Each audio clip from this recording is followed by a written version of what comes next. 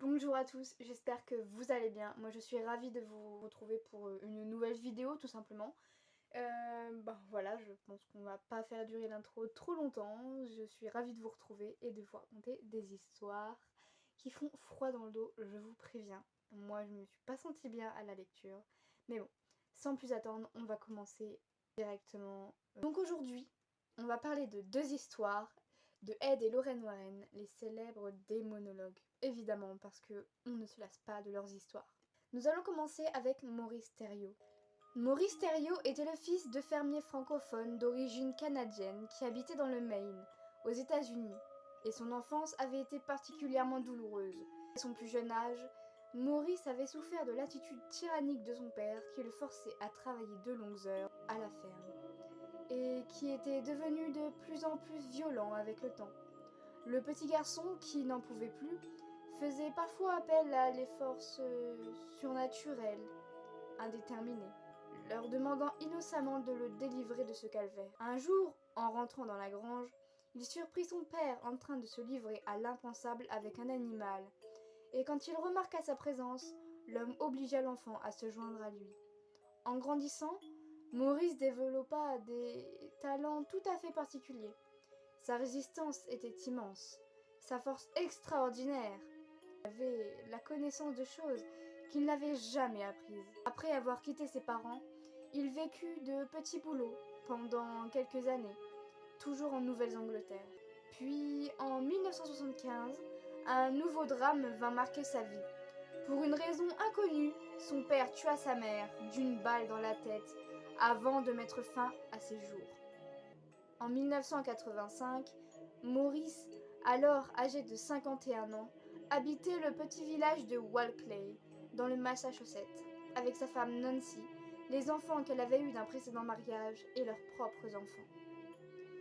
Il cultivait des légumes qu'il revendait ensuite au bord de la route, sur un petit étal. Maurice avait la réputation d'être un homme doux, d'une extrême gentillesse, et il était apprécié de ses voisins, qui l'appelaient affectueusement Frenchy, en souvenir de ses origines. Quand il se retrouvait seul avec sa famille, parfois son regard changeait, et brusquement Maurice devenait mauvais. Il expliquait son comportement en disant qu'il était habité par un esprit maléfique, qui le poussait à la violence.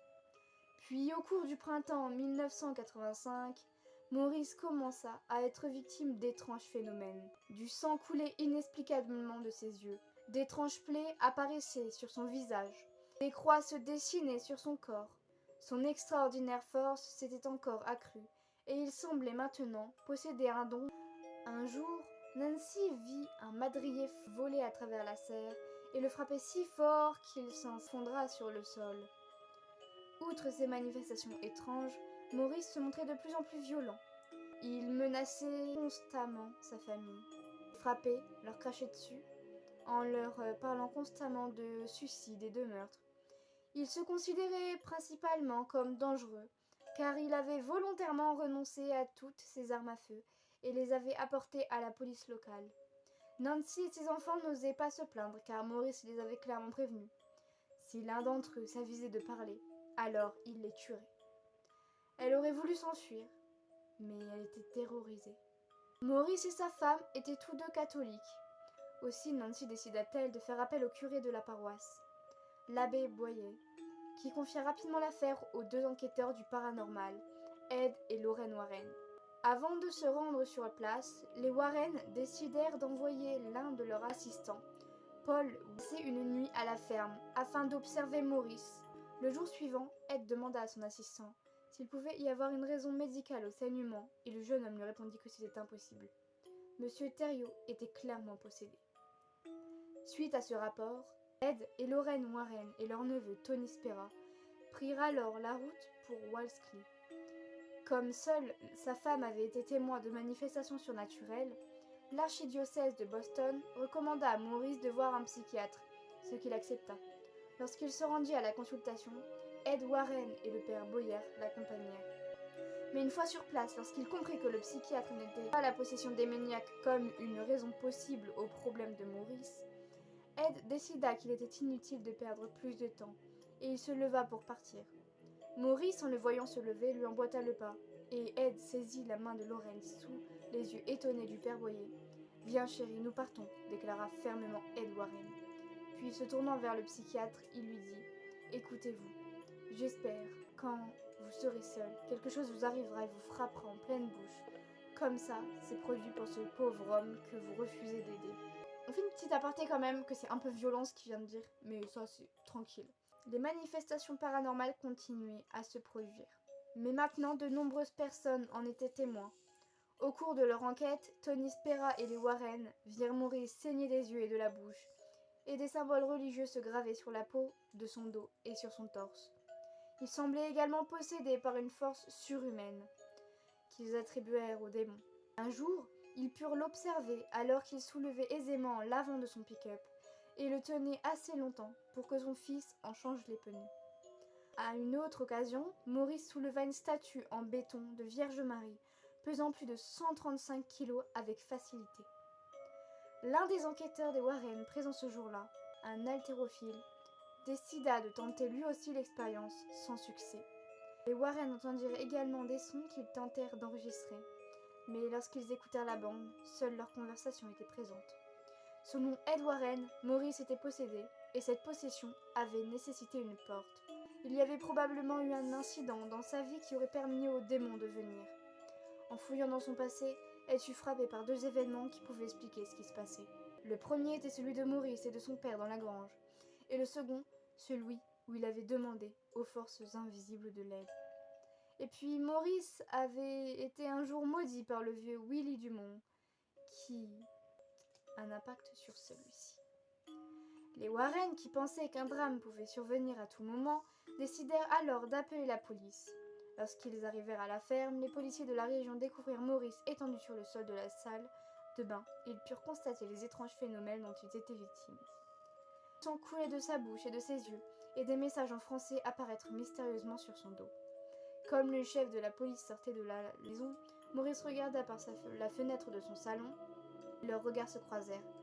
Du sang commença alors à couler de ses yeux alors qu'une bave jaunâtre sortait de sa bouche.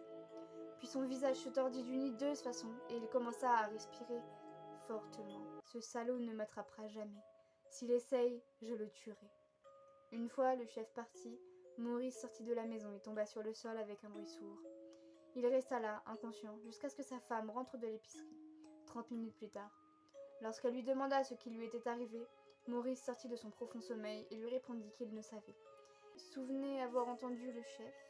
Il devait venir passer la nuit chez eux, s'être dirigé vers la porte et à son arrivée, et ensuite, il pensait avoir perdu connaissance. Après enquête, les Warren en conclurent que Maurice était tombé sous l'emprise de Satan durant son enfance, car son père était lui-même possédé. Comme l'archidiocèse de Boston refusait de s'appliquer, le père Boyer parla du cas de Maurice à l'une de ses connaissances, l'évêque Robert McKenna, de l'ordre dominicain des prêcheurs, qui affirma qu'un exorcisme formel était la seule façon d'éviter une tragédie. Le prêtre alla effectuer 3 exorcismes sur Maurice Thériault, dont le dernier, auquel 12 témoins allaient assister, allait se révéler spectaculaire. Le lendemain de la fête de Pâques, McKenna se rendit chez les Thériault et commença d'exercer le rituel du démon, un rituel extrême aux matières d'exorcisme.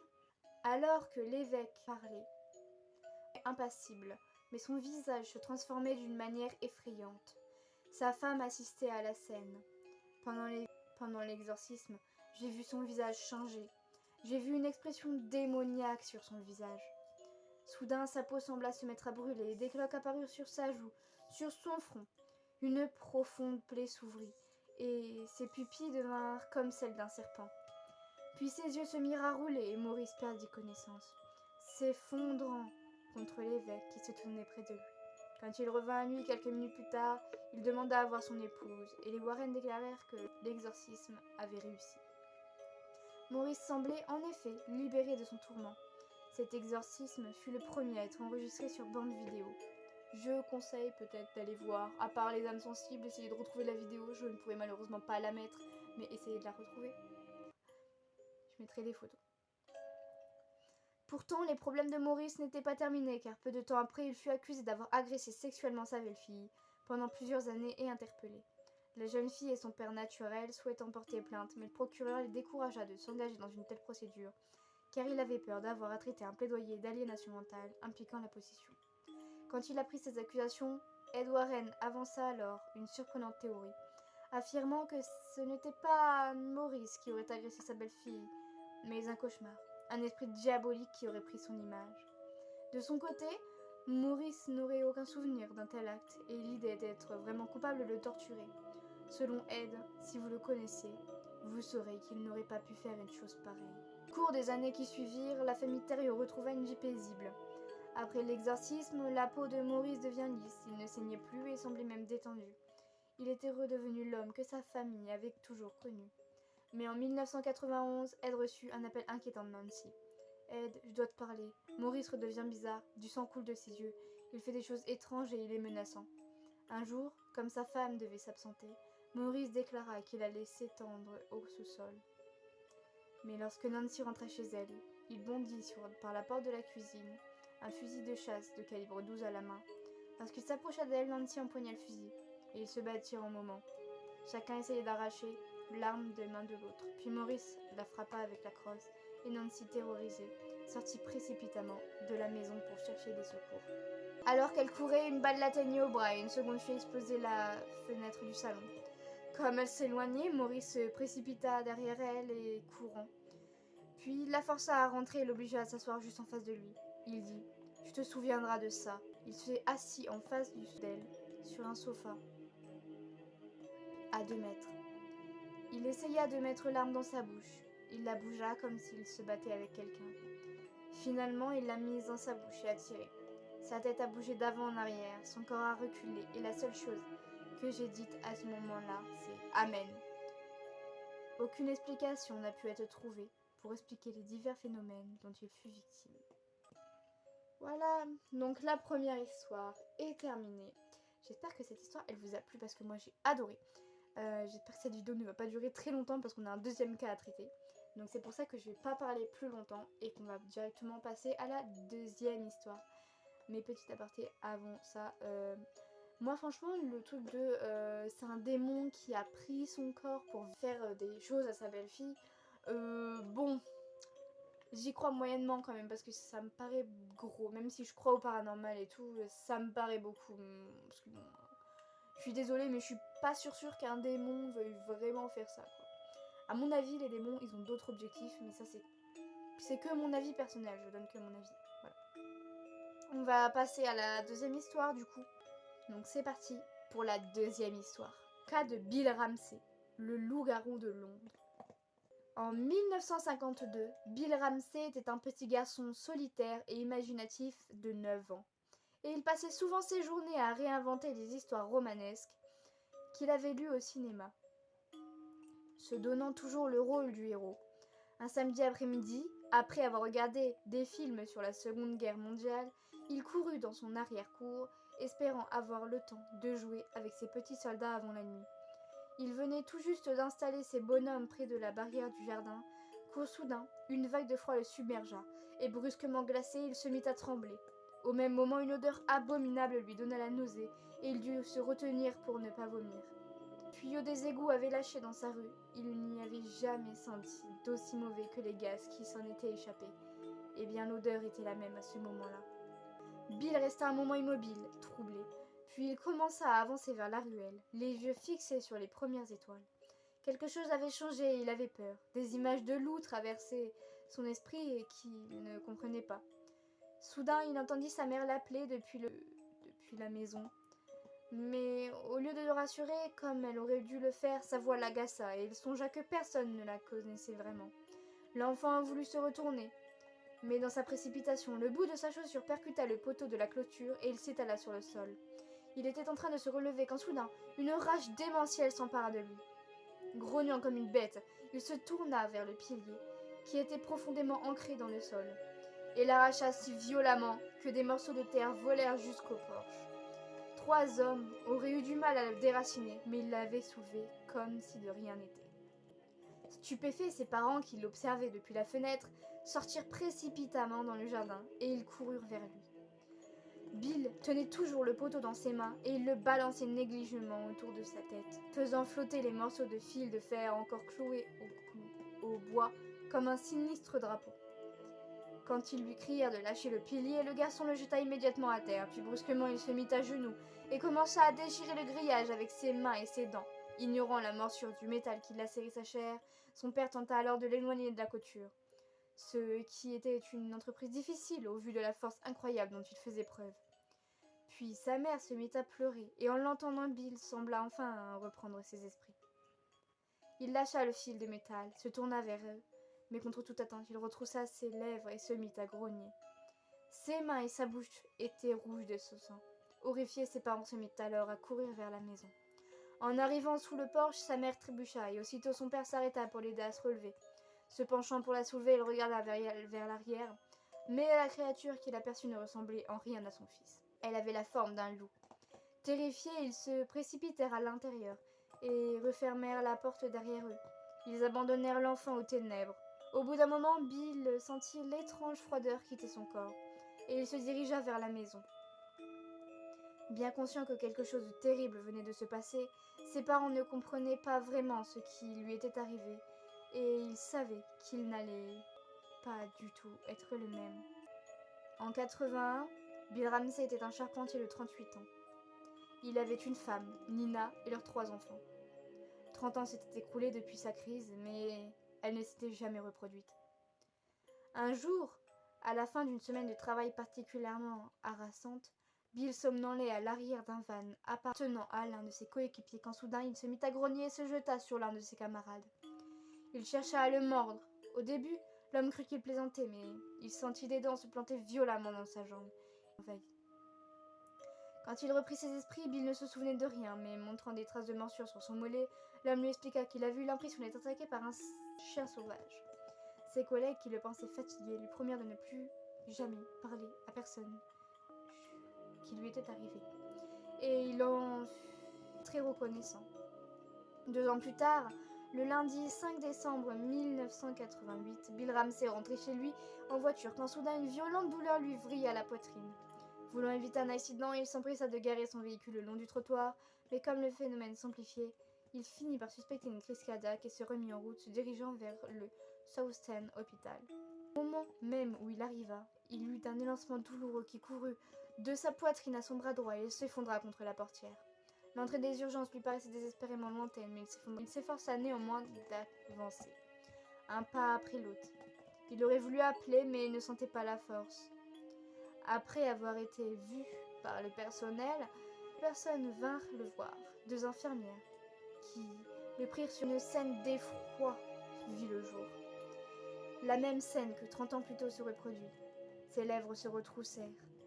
Il paraissait très fort, et les infirmières, effrayées, firent un bond en arrière. Il attaqua alors l'une des infirmières, et l'infirmière, dans un élan de courage, lui donna une gifle, espérant lui faire lâcher prise, mais le goût du sang remplissait déjà sa bouche, et Bill s'accrochait encore un peu plus à sa proie. Terrifiée, la jeune femme s'enfuit dans le couloir et se mit à crier aussi fort qu'elle le pouvait. Un policier, qui s'arrêtait régulièrement à l'hôpital, des hurlements et se mit à courir. Il parvint ensuite à l'attacher avec l'aide du policier, et à mon avis, ce ne fut pas du tout une mince affaire. Conduit à l'asile psychiatrique. Ils contrôlèrent son poids, son alimentation, comment il était au quotidien, quel pouvait être le déclenchement de ses crises. Le 22 juillet 1987, Nina reçut un appel l'informant que son mari avait pratiquement tué un agent de police et qu'il prétendait ne pas s'en souvenir. Il se rappelait avoir rencontré certaines connaissances qu'il n'avait pas vues depuis longtemps et avoir bu quelques bières en leur compagnie. Au moment de retourner chez lui, il avait eu peur d'être arrêté pour conduite en état d'ivresse, et il avait choisi de suivre une route où il ne risquait pas de rencontrer trop de policiers.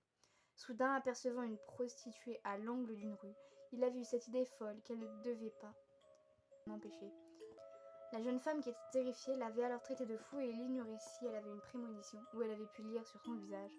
Mais en arrivant devant le poste de police, elle avait précipitamment ouvert la porte du van. Elle ne se souvient pas de la suite des événements, mais les policiers qui étaient de garde à ce moment-là n'étaient pas près de les oublier.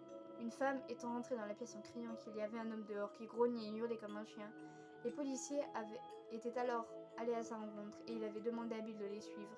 Mais une fois dans le bâtiment, il était devenu furieux et il avait commencé à se comporter comme un loup. Durant sa crise, il avait violemment agressé le sergent Terry Fisher, un officier de police qui faisait bien 1m80 et 89 kg.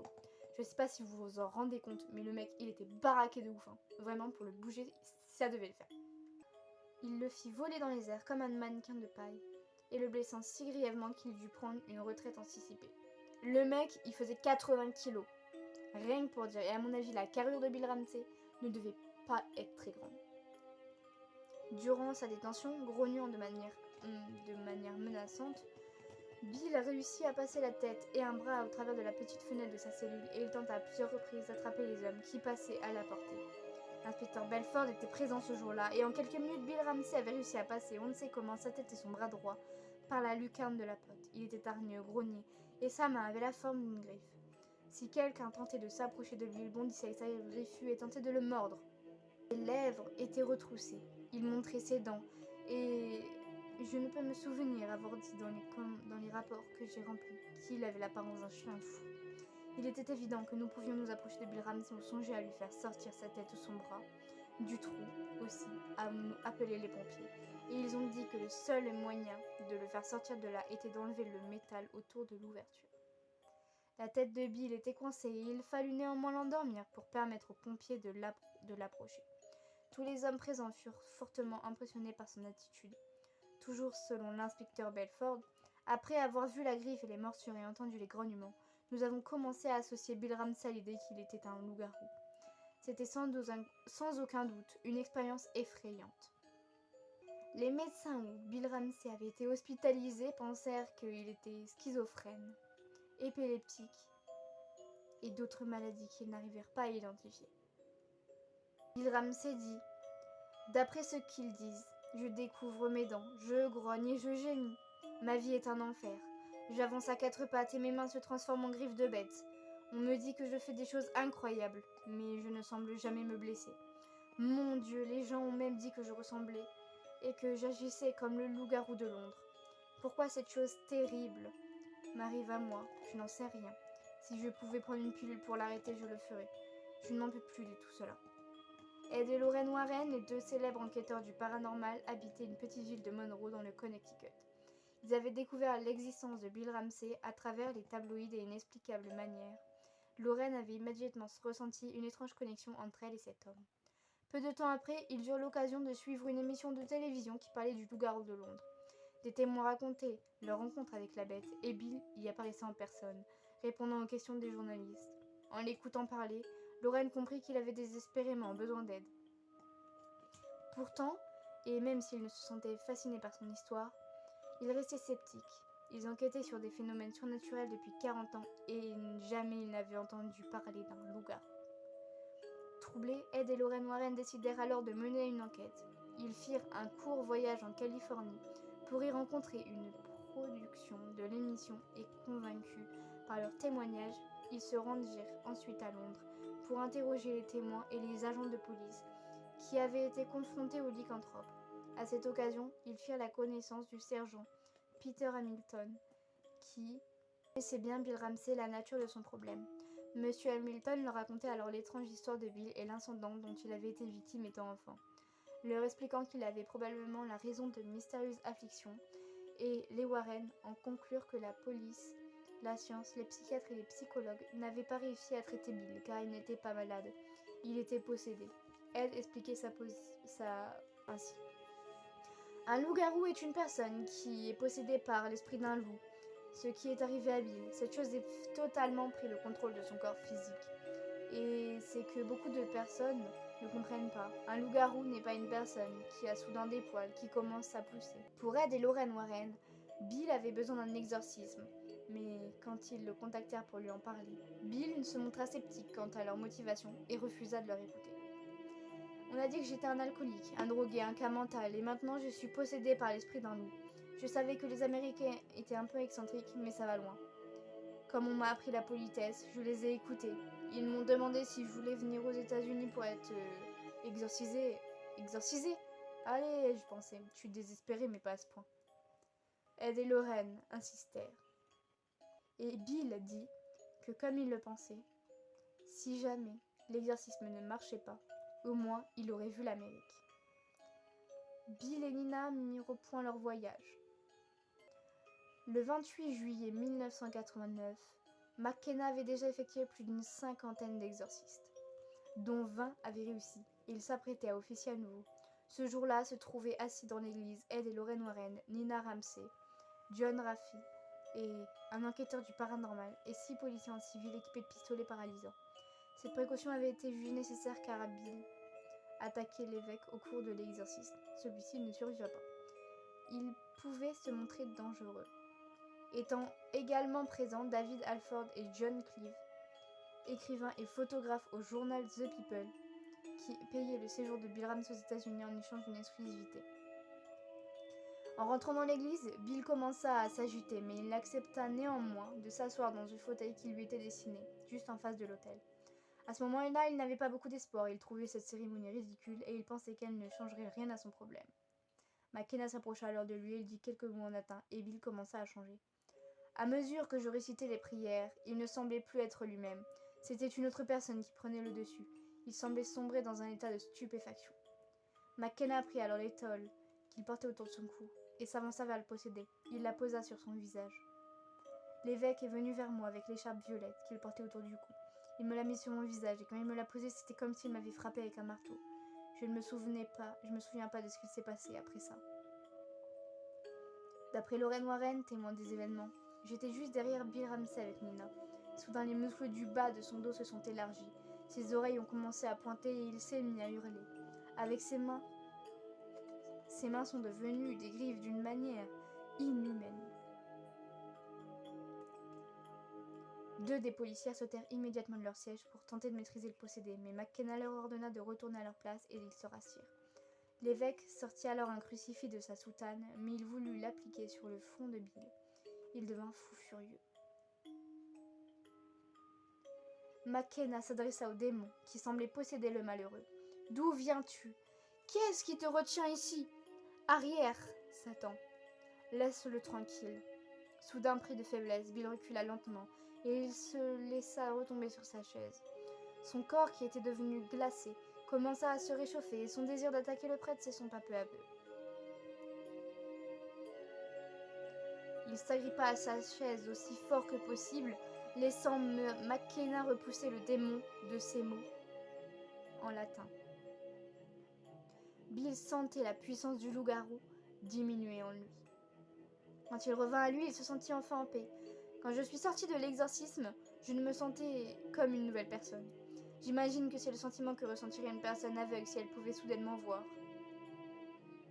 L'exorcisme étant un succès, Bill ne connut plus jamais de crise. Il en sortit un livre en 1991, Werewolf, A True Story of Demonic Possession, voilà, par Bill Ramsey et Ed et Lorraine Warren. Donc voilà, on a terminé la vidéo. Je pense qu'elle dure très longtemps. Oh que oui, je vois là 30 minutes sur mon truc.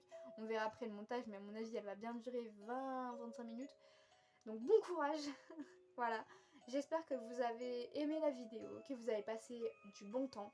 J'ai adoré la faire et bah voilà, je suis contente d'avoir pu tourner cette vidéo et j'espère qu'elle vous plaira. Ciao ciao!